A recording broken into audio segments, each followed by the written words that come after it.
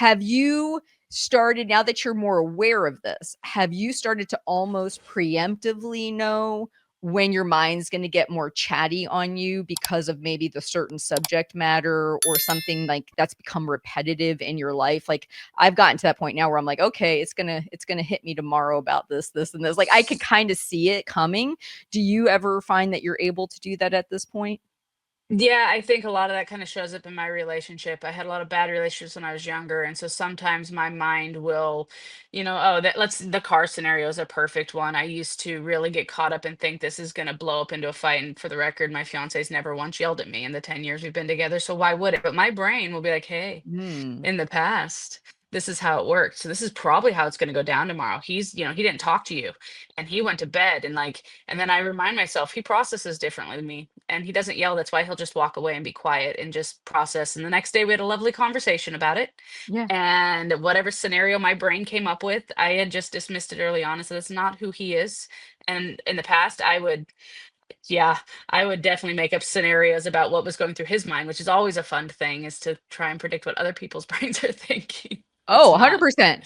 Yeah, and you can start to even notice, like, observing, like, they'll start to certain repetitive things will Mhm, bother them, or it might be the thing that fires them up to wanna mhm. have a conversation with you, and it doesn't mean you exactly know exactly what's going on in their head, but you start to notice external patterns emerge that let you know, "Oh, they might be caught up in lower brain thinking," right? And that's kinda helpful in relationships because then you might know, "Hey, I'm gonna back off. I'm not gonna bring this topic up, or I'm not gonna have this conversation right now, because I can see he might not be the best to talk to right now." And like you said, he processes differently. That's a great observation.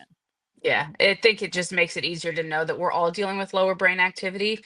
Some of us might have chattier minds. Like I am an internal monologue runner, all the time. And dudes don't necessarily have the same level of internal monologue that we're dealing with all the time, from what I gather. I mean, I try and talk to men about it, or they're just, unattuned to what's going on inside. But to know that, like, hey, we're all dealing with internal monologue stuff. And Yeah. sometimes that comes out of our mouths and you can kind of look and go, that was probably a lower brain thought, and we're going to move on and not let that happen. I won't go deep into it. My mom had a whole lower brain thing that happened when we talked about wedding dress shopping, and she flipped out on me, and I responded with, we can talk about this tomorrow. And the next day she goes, I don't know why I did that. I said, oh, mom, that's from your past. Like the Yeah. way you responded to me.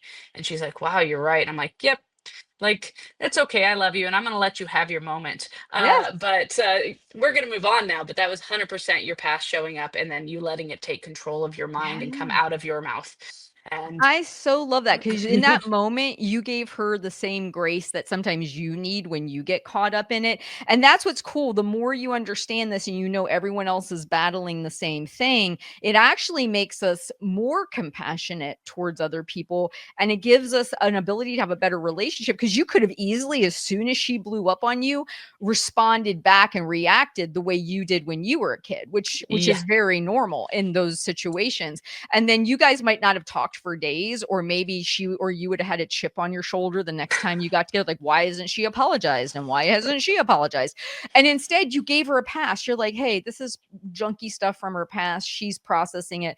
I'm gonna bring this up tomorrow. And mhm, that is a totally mature response in a being more proactive kind of way where you're like, hey, this isn't worth ruining my relationship over. I get what this is. I'm gonna let mm. it go.